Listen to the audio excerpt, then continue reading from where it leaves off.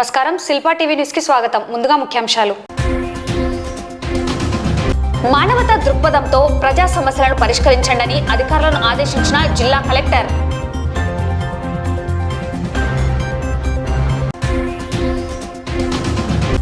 సరస్వతీదేవి పుష్కరాలకు నంద్యాల నుండి ప్రత్యేక RTC bus సౌకర్యం.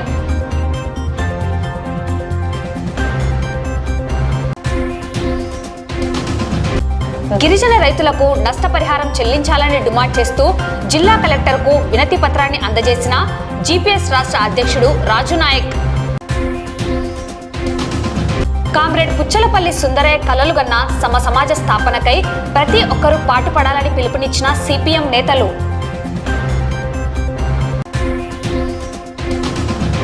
రైతులు పండించిన పొగాకు మొత్తాన్ని కంపెనీలు కొనుగోలు చేయాలని ఆంధ్రప్రదేశ్ రైతు సంఘం నేతల డిమాండ్.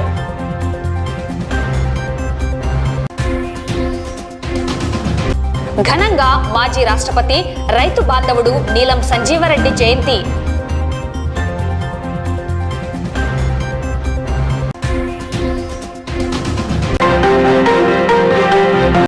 ప్రజా సమస్యల పరిష్కార వేదిక కార్యక్రమం ద్వారా ప్రజల నుండి స్వీకరించిన దరఖాస్తులను మానవతా దృక్పథంతో ఆలోచించి సమస్యలను పరిష్కరించాలని జిల్లా కలెక్టర్ రాజ్కుమారి జిల్లా అధికారులను ఆదేశించారు.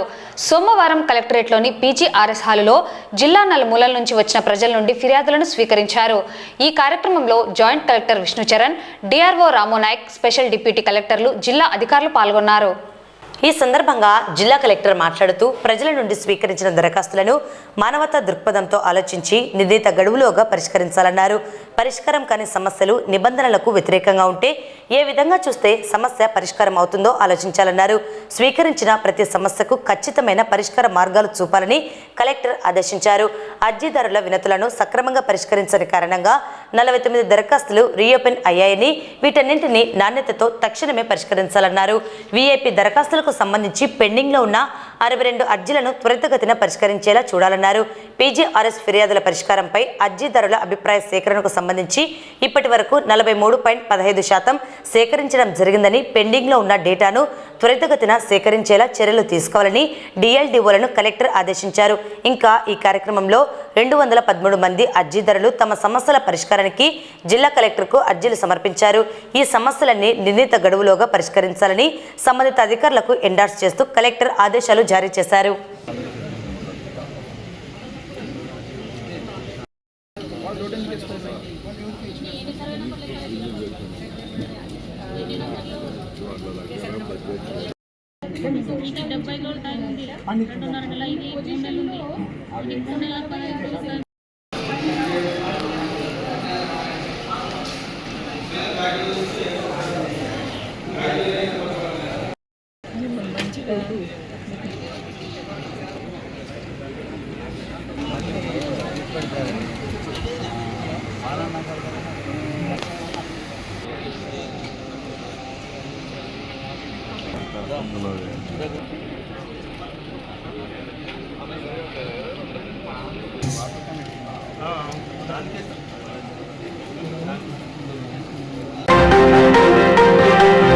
నంద్యాల నుండి సరస్వతీదేవి పుష్కరాలకు సంబంధించి ఆర్టీసీ ప్రత్యేక బస్సులను ఏర్పాటు చేయడం జరిగిందని, ఈ అవకాశాన్ని సద్వినియోగం చేసుకోవాలని డిపో మేనేజర్ గంగాధర్రావు తెలిపారు.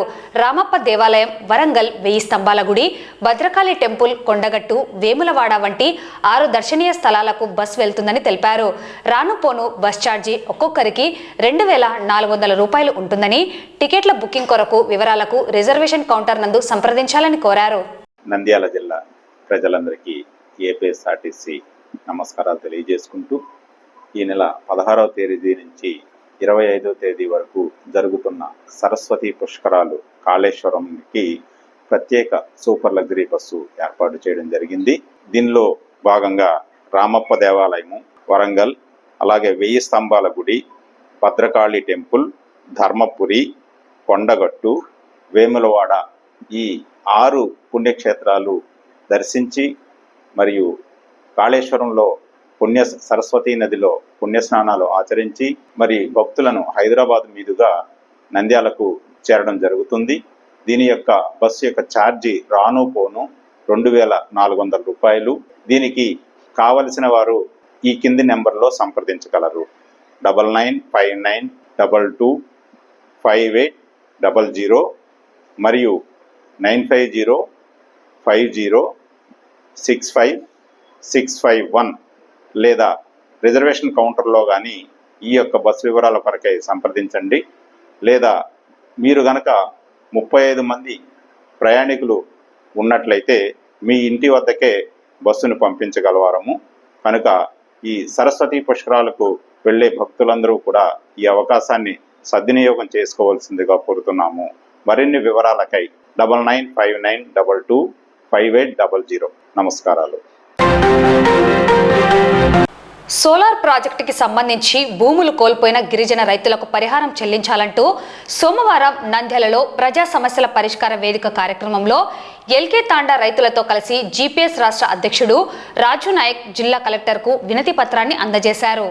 ఈ సందర్భంగా రాష్ట్ర అధ్యక్షుడు రాజు నాయక్ రైతులు మాట్లాడుతూ నంద్యాల జిల్లా గడివేముల మండలం ఎల్కే తాండా గ్రామంలో 1972లో గిరిజన రైతులకు మజరా గ్రామమైన చెనకపల్లె పొలిమేర సర్వే నెంబర్ 795, 797, 802 సర్వేలో ప్రభుత్వం పట్టాలు మంజూరు చేశారని తెలిపారు. 1B అడంగల్ పట్టా పాస్ పుస్తకాలు అన్నీ రైతుల పేరు మీదే ఉన్నాయని, అప్పటి నుండి గిరిజనుల తాత ముత్తాతల కాలం నుండి భూములను వ్యవసాయం చేసుకుంటూ సాగు చేసుకుంటూ ఆ భూమి మీదే ఆధారపడి బ్రతుకుతున్నారన్నారు.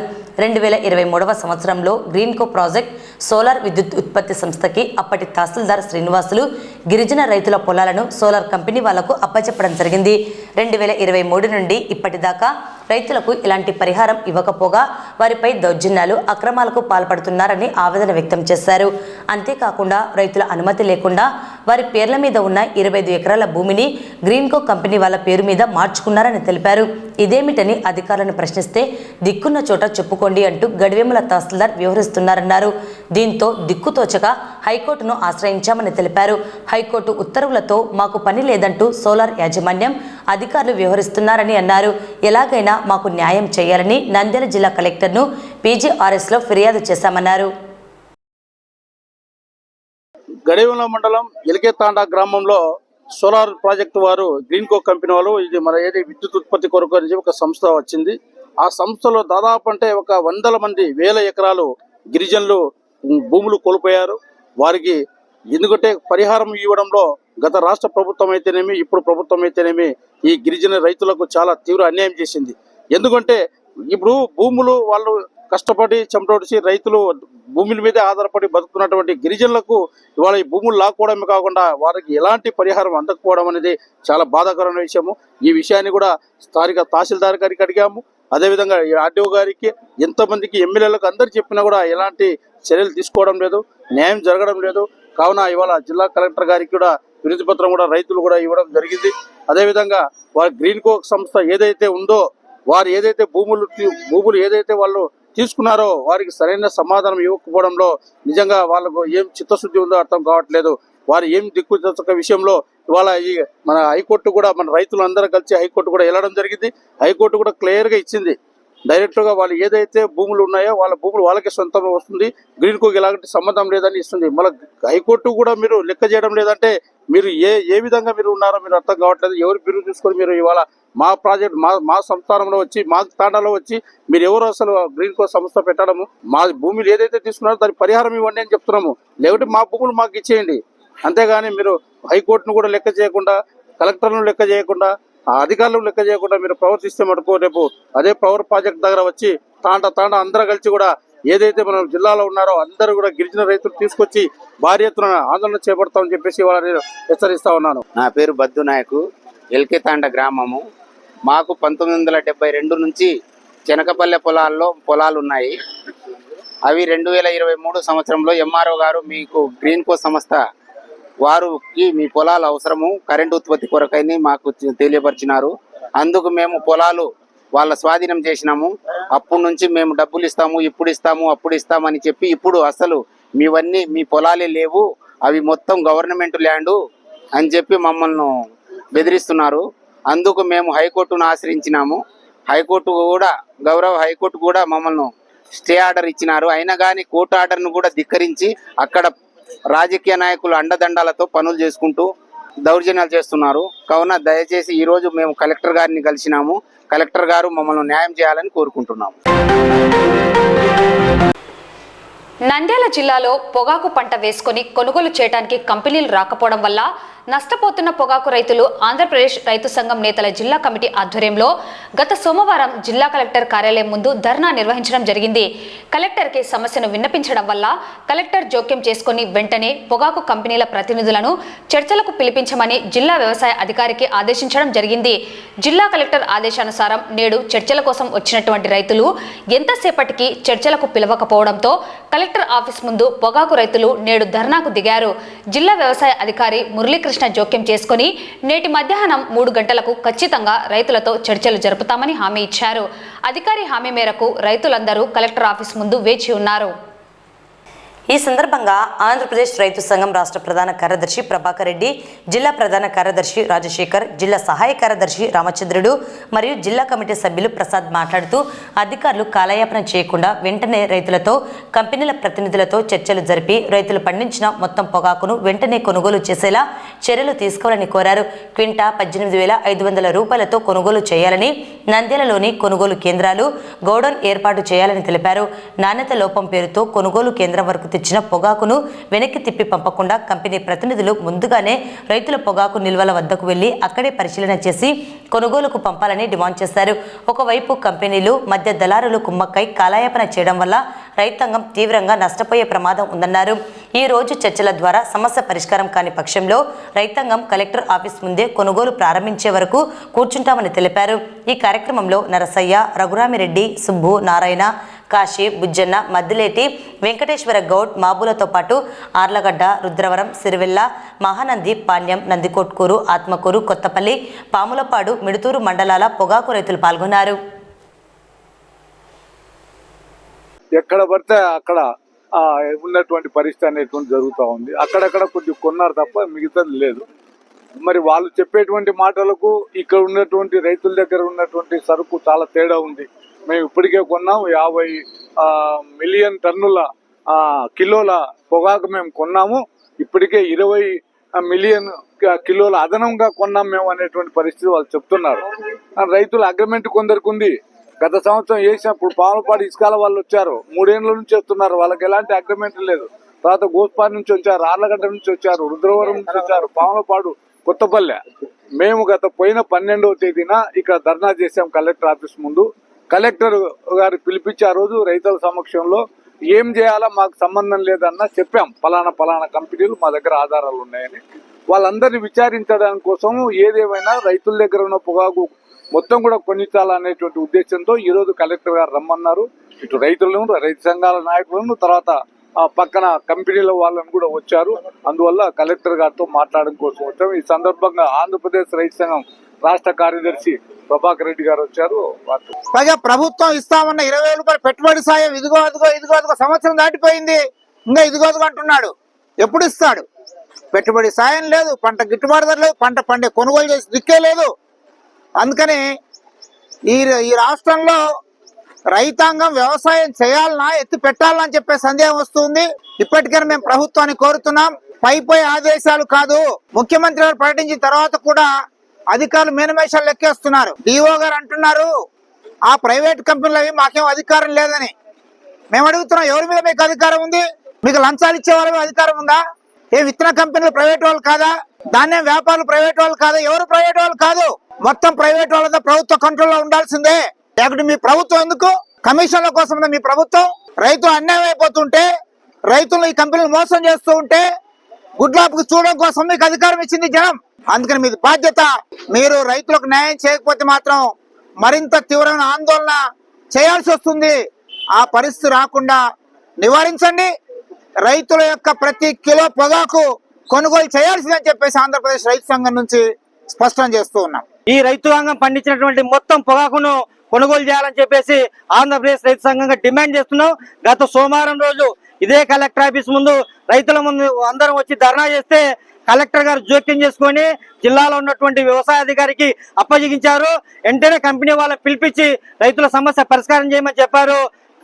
ప్రభుత్వం చెప్పినందుకే ఈరోజు కంపెనీ వాళ్ళతో చర్చలు జరుపుతామని చెప్తే రైతులందరూ కూడా వచ్చి వెయిట్ చేస్తున్నాం. కంపెనీ వాళ్ళని వెంటనే పిలిపించాలా, రైతులతో చర్చలు జరిపించాలా, రైతులు పండించినటువంటి పొగాకును మొత్తం ఈరోజు కొనుగోలు చర్యలు తీసుకోవాలని చెప్పేసి ప్రభుత్వాన్ని డిమాండ్ చేస్తున్నాం. దీనివల్ల మేము కూలీ రైతులకు ఇచ్చుకోలేకపోతున్నాము, పెట్టుబడి తెచ్చిన కాడ ఇచ్చుకోలేకపోతున్నాము, వడ్డీకి తెచ్చిన దగ్గర కూడా ఇచ్చుకోలేకపోతున్నాము. ఈ పరిస్థితినే కొనసాగుతూ పోతే లాస్ట్ కు మేము ఆత్మహత్య చేసుకునే పరిస్థితులు వచ్చే అవకాశం ఉంది. కాబట్టి ఇవన్నీ సాల్వ్ చేయాలంటే ఒక నంద్యాల జిల్లా కావచ్చు, అన్ని జిల్లాల కలెక్టర్లు కూడా వీళ్ళు అలర్ట్ అయ్యి ఈ రైతులందరికీ, పొగాకు రైతులను ఆదుకొని వీళ్ళకు న్యాయం జరగాలని ఈ కలెక్టర్లను, అగ్రికల్చర్ ఆఫీసర్లను ప్రతి ఒక్కరిని కూడా మేము పేరు పేరున కోరుకుంటాము. మా కొత్తపల్లి మండలానికి మధ్య లక్ష్మీ పొగాకు కంపెనీ వాళ్ళు వచ్చి అగ్రిమెంట్ ఇచ్చారు. మాకు సుమారుగా కొత్తపల్లి మండలంలో 500 ఎకరాల వరకు మధ్య లక్ష్మీ పొగాకు కంపెనీ వాళ్ళు అగ్రిమెంట్ చేసుకొని ఒక కేజీ కూడా కొనలేదు సార్. ఈ రోజు మేము కుంట మధ్య లక్ష్మీ పొగాకు కంపెనీ కుంటలో ఉంది సార్. కుంటకి ఇప్పటికి సుమారుగా 20 సార్లు వెళ్ళాం సార్. వాళ్ళు సరైన రెస్పాండ్ లేదు. నేను కౌలుకి తీసుకుని పొలం వేశాం సార్. 12 ఎకరాలు కౌలు తీసుకుని పొలం వేశాను సార్. నేను ఇప్పటి వరకు ఒక కేజీ అమ్మలేదు సార్. పొగాకు వేసుకోవడం వాళ్ళు రావడం వల్ల వచ్చి మేము ఇస్తాం, మీకు సబ్సిడీ ఇస్తాం, ఈ సంవత్సరం మీరు వేయండి, ఈ సంవత్సరం బాగుంటే వచ్చే సంవత్సరం మీకు సబ్సిడీ ఇస్తాం, మేము పట్టాలు ఇస్తాము, మొత్తము మీకు సౌకర్యం కల్పిస్తామన్నారు. కానీ వచ్చే సంవత్సరం వదిలేసి ఈ సంవత్సరానికి ఒక కేజీ కూడా కొనలేదు. కాబట్టి ఎంఎల్ కంపెనీ వాళ్ళతో మాట్లాడి మాకు ప్రభుత్వం న్యాయం చేయాల్సిందిగా కోరుచున్నాం సార్. కామ్రేడ్ పుచ్చలపల్లి సుందయ్య గారి వర్ధంతి సందర్భంగా నంద్యాల పట్టణంలో సంస్మరణ సభ నిర్వహించడం జరిగింది. ఈ సభలో సిపిఎం జిల్లా కార్యదర్శి టి రమేష్ కుమార్ హాజరై సుందరయ్య చిత్రపటానికి పూలమాల వేసి ఘనంగా నివాళులు అర్పించారు. జిల్లా కార్యదర్శి వర్గ సభ్యులు నాగరాజు, పట్టణ కార్యదర్శి లక్ష్మణ్, పట్టణ కార్యవర్గ సభ్యులు నరసింహ, మహమ్మద్ గౌస్, వెంకటలింగం, పార్టీ సీనియర్ నాయకులు తోటమద్దులతో పాటు ప్రజా సంఘాల నాయకులు, కార్యకర్తలు పాల్గొన్నారు. వారు మాట్లాడుతూ కామ్రేడ్ పుచ్చలపల్లి సుందరయ్య సుందర రామిరెడ్డిగా పుట్టి సమాజంలో ఉన్న అణగారిన వర్గాలకు అందరి అభివృద్ధికై పాటుపడి సుందరయ్యగా పేరు మార్చుకున్నారని తెలిపారు. స్వాతంత్ర ఉద్యమంలో సంపూర్ణ స్వాతంత్రం కావాలని నినాదాన్ని ఇచ్చి బ్రిటిష్ వారి నుండి ప్రభుత్వం చేతులు మారుతుందే తప్ప పేద ప్రజల స్థితిగతులు మారడం లేదని, అభివృద్ధికై ప్రభుత్వ పాలన సాగడం లేదని తెలుసుకున్నారన్నారు. పోరాటంతోనే సంపూర్ణ స్వాతంత్రాన్ని తీసుకురాగలమని, ప్రభుత్వాలను మార్చగలమని ప్రజలకు పిలుపునిచ్చిన గొప్ప మేధావి పుచ్చలపల్లి సుందరయ్య అని పేర్కొన్నారు. లోక్సభలో మొట్టమొదటి ప్రతిపక్ష నేతగా, ఉత్తమ పార్లమెంటేరియన్గా దేశంలో ఉన్న వారందరికీ ఆదర్శంగా నిలిచిన గొప్ప వ్యక్తి కామ్రేడ్ పుచ్చలపల్లి సుందరయ్య అని కొనియాడారు. పార్టీ అభివృద్ధి కోసం సొంత ఆస్తులను మొత్తం దానం చేసిన మహోన్నతుడని, ఆయన కలలుగన్న సమాజ స్థాపనకై ప్రతి ఒక్క పార్టీ సభ్యుడు నడుం బిగించి పోరాటాలకు సిద్ధం కావాలని, సమాజ మార్పులో ప్రతి ఒక్కరూ భాగస్వాములు కావాలని పిలుపునిచ్చారు. ఈరోజు పుచ్చలపల్లి సుందరయ్య గారి 40వ వర్ధంతి సందర్భంగా పార్టీ జిల్లా కార్యాలయంలో సమావేశం ఏర్పాటు చేయడం జరిగింది. పుచ్చలపల్లి సుందరయ్య గారు 14వ సంవత్సరంలోనే స్వాతంత్ర పోరాటంలో అడుగుపెట్టినటువంటి మహనీయుడు. మరి ఆ రోజు స్వాతంత్రోద్యమంలో పాల్గొంటూనే మరి కాంగ్రెస్ యొక్క పోకడలకు వ్యతిరేకంగా సంపూర్ణ స్వాతంత్రం కావాలని చెప్పేసి ప్రత్యేకంగా మరి కమ్యూనిస్టు పార్టీని ఏర్పాటు చేసి, కమ్యూనిస్టు పార్టీని దక్షిణ భారతదేశంలో కమ్యూనిస్ట్ పార్టీని నిర్మించినటువంటి మహనీయుడు పుచ్చలపల్లి సుందరయ్య గారు. ఇంతకుముందే నరసింహ గారు చెప్పారు, ఆయన ఒక అగ్రకులంలో పుట్టిన, సుందర రామిరెడ్డిగా పుట్టిన, అట్టడుగు పేద వర్గాల కోసం నిరంతరం కృషి చేసినటువంటి మహనీయుడు. ముఖ్యంగా వారింట్లో సహపంక్తి భోజనాలు ఏర్పాటు చేసి దళితులను చేరదీసి ఆ రకంగా మనుషులందరూ సమానమని చెప్పి చాటి చెప్పినటువంటి మహనీయుడు సుందరయ్య గారు. వ్యవసాయ కార్మికుల యొక్క కూలి పోరాటంలో పాల్గొనడం కావచ్చు, రైతులకు సంబంధించినటువంటి పంట కాలువలు కావచ్చు, వారి గిట్టుబాటు ధరల పైన పోరాడే విషయంలో కావచ్చు, మరి దేశవ్యాప్తంగా ఈరోజు పెట్టుబడిదారులు ఏదైతే పేదలను దోచుకుని తింటున్నారో అటువంటి పెట్టుబడిదారు విధానానికి వ్యతిరేకంగా కూడా పెద్ద ఎత్తున ప్రజలను సమీకరించి పోరాటం చేసినటువంటి మహనీయుడు సుందరయ్య గారు. మరి పుచ్చలపల్లి సుందరయ్య గారు స్వాతంత్రోద్యమంలో పాల్గొంటూనే మరోవైపు విముక్తి పోరాటము, తెలంగాణ సాయుధ పోరాటంలో పాల్గొన్నాడు. 1945 సంవత్సరం నుంచి 1948 సంవత్సరం వరకు కూడా తెలంగాణ సాయుధ పోరాటంలో పాల్గొని అక్కడ తెలంగాణలో ఉన్నటువంటి పేద రైతులను, పేద కూలీలను ఆ రకంగా చేరదీసి 10 లక్షల ఎకరాల భూములు అక్కడ ప్రజలకు పంచిపెట్టినటువంటి ఘనత మరి సుందరయ్య గారికే దక్కింది. కమ్యూనిస్టు పార్టీలు మరి ఇప్పుడున్నటువంటి పరిస్థితులకు అనుగుణంగా కొంత తగ్గడం వల్ల మరి పెట్టుబడిదారు వర్గం అనేటువంటిది విపరీతంగా పెరిగిపోయింది. పెట్టుబడిదారు వర్గం ప్రజలను దోపిడీ చేస్తూ ఉన్నారు. దోపిడీ చేయడం కాకుండా మరోవైపు దోపిడీతో పాటు మతం పేరు మీద కూడా ఈరోజు ధనిక వర్గాలు, భూస్వామ్య బుర్జువా వర్గాలు ఏదైతున్నాయో ఈరోజు అవి కూడా ప్రజల మధ్యలో చీలికలు తెచ్చే పద్ధతిలో మతోన్మాదాన్ని ఆ రకంగా పెంచి పోషించి ఆ రకంగా ప్రజల మధ్యలో చీలికలు తెచ్చేసి ధనికుల యొక్క పప్పం ఆ రకంగా గడుపునే పరిస్థితి అనేటువంటి ఈ రోజు ఉంది.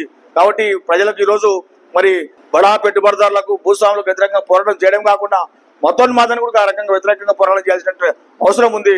కాబట్టి సుందరయ్య గారి స్ఫూర్తి ఏదైతే ఉందో ఆ సుందరయ్య గారి స్ఫూర్తితో ఈ రోజు కమ్యూనిస్ట్ పార్టీ కార్యకర్తలు కావచ్చు, కమ్యూనిస్ట్ పార్టీ సంబంధించిన ప్రజా సంఘాలు కావచ్చు, ఏదైనా సరే ఆయన చూపిన మార్గం ఏదైతే ఉందో అటువంటి మార్గంలో భవిష్యత్తులో పయనిస్తూ ఈ దేశంలో సమసమాజాన్ని ఏర్పాటు చేసి పేదతనికి తారతమ్యం లేనటువంటి సోషలిజాన్ని సాధించేందుకు కమ్యూనిస్ట్ పార్టీ ఆ రకంగా కృషి చేయాలని చెప్పేసి ఈ సందర్భంగా సుందరయ్య గారి వర్ధంతి సందర్భంగా కమ్యూనిస్ట్ పార్టీ ఆ రకంగా ప్రతినిధి చేస్తాం. అట్లే మన ఆంధ్ర రాష్ట్రానికి ఎటువంటి ప్రాజెక్టులు అవసరము, ఏ ప్రాజెక్టుకు నీళ్ళు ఎక్కడి నుంచి తరలించవచ్చు అని చెప్పి ఒక 60 ఏళ్ళ ముందే ఈ సూచన చేసినటువంటి వ్యక్తిగా సుందరయ్య గారు ప్రముఖ పాత్ర పోషించారు. ఈరోజు మన జిల్లాలో మనం మాట్లాడుకుంటున్నటువంటి వెలుగోడు రిజర్వాయర్ కావచ్చు, తెలుగుగంగ, ఇవన్నీ సుందరయ్య గారు 60లోనే ఈ ప్రాంతం సస్యశ్యామలం కావాలన్నా లేదా కింది ప్రాంతాలు సస్యశ్యామలం కావాలంటే ప్రాజెక్టులు అవసరం అని చెప్పే పద్ధతుల్లో చెప్పేటువంటి మహాన్నటువంటి గొప్ప వ్యక్తి. విదేశ శక్తుల చేతికి భారతదేశం సార్వభౌమాధికారం పోకోకుండా మనం అడ్డుకోవాలా. అందుకోసం సుందరయ్య గారు చెప్పినటువంటి స్వేచ్ఛ సమానత్వం కోసం పోరాటం చేయడమే సుందరయ్య గారికి నిజమైనటువంటి నివాళులు అర్పించడం అవుతుందని చెప్పి భావిస్తున్నాను. భారత మాజీ రాష్ట్రపతి తెలుగు బిడ్డ స్వర్గీయ నీలం సంజీవరెడ్డి 112వ జయంతి కార్యక్రమం నందిరైతు సమైక్య కార్యాలయంలో సోమవారం ఘనంగా నిర్వహించారు. సమైక్య గౌరవ సలహాదారులు విశ్రాంత శాస్త్రవేత్త డాక్టర్ కాదర్బాద్ రవీంద్రనాథ్ అధ్యక్షతన నిర్వహించిన ఈ కార్యక్రమంలో వివిధ సాహితీ సంఘాల ప్రతినిధులు, రైతు సంఘాల నాయకులు సంజీవరెడ్డి చిత్రపటానికి పూలమాల వేసి ఘనంగా నివాళులర్పించారు.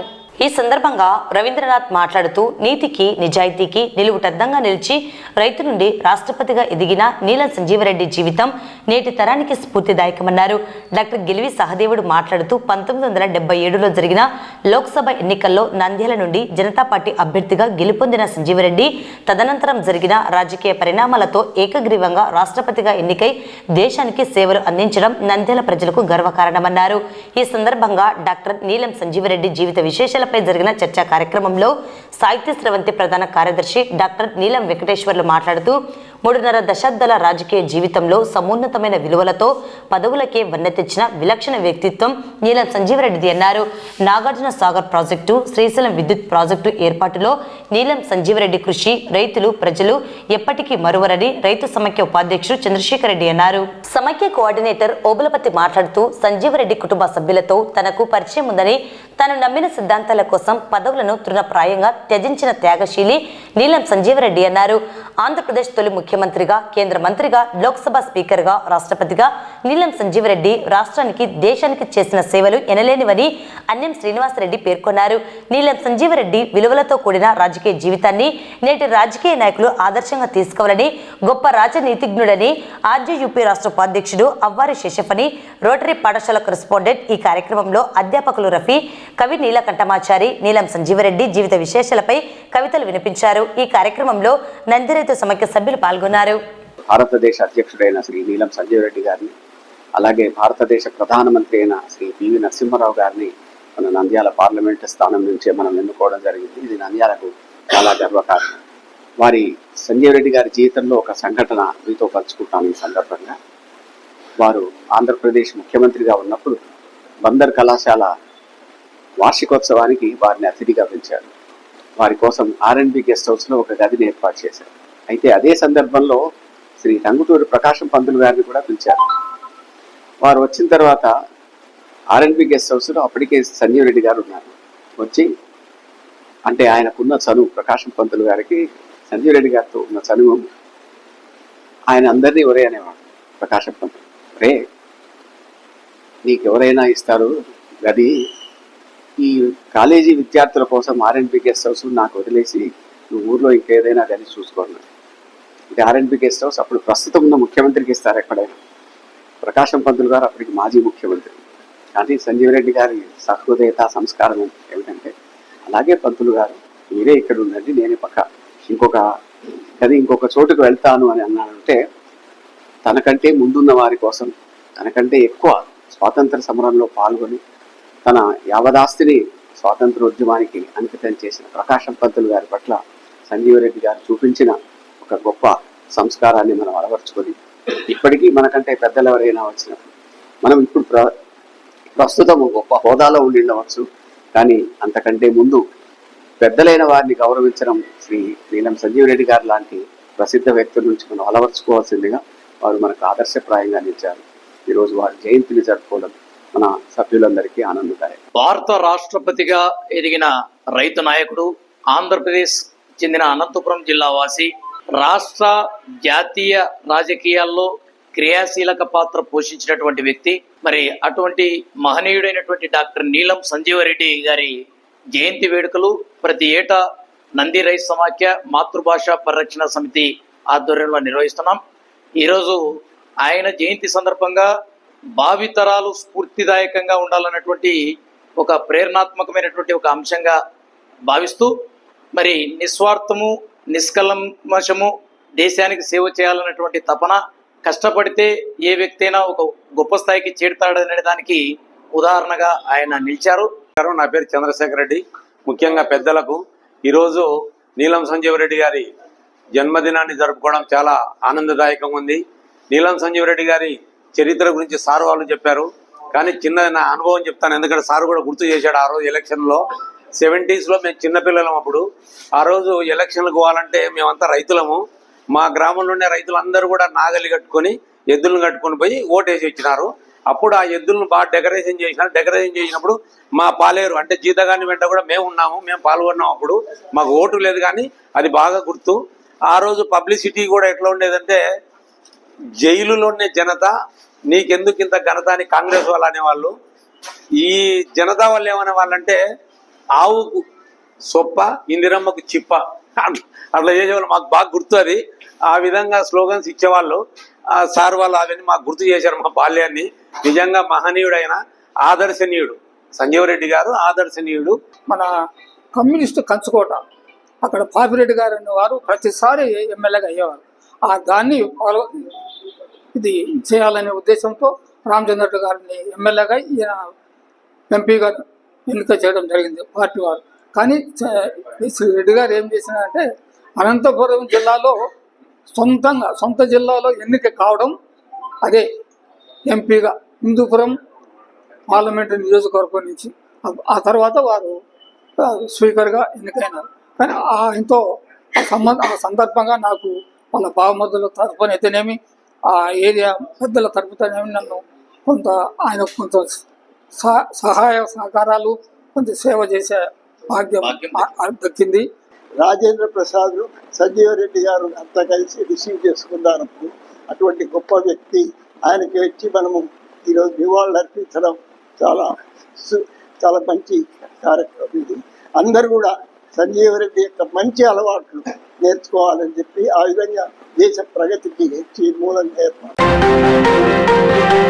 వార్తలు ముగించే ముందు ముఖ్యాంశాలు మరోసారి.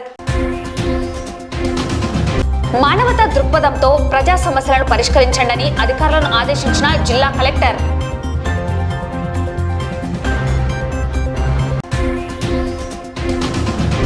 సరస్వతీదేవి పుష్కరాలకు నంద్యాల నుండి ప్రత్యేక ఆర్టీసీ బస్ సౌకర్యం.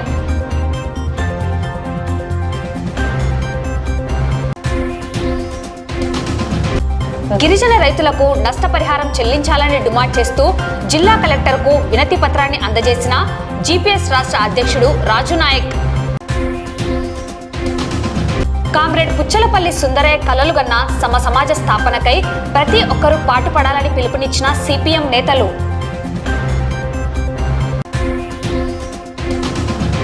రైతులు పండించిన పొగాకు మొత్తాన్ని కంపెనీలు కొనుగోలు చేయాలని ఆంధ్రప్రదేశ్ రైతు సంఘం నేతల డిమాండ్.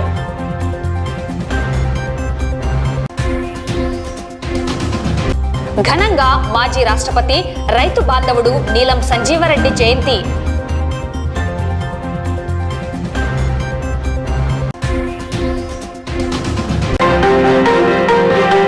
ఈ వార్తలు ఇంతటితో సమాప్తం. నమస్కారం.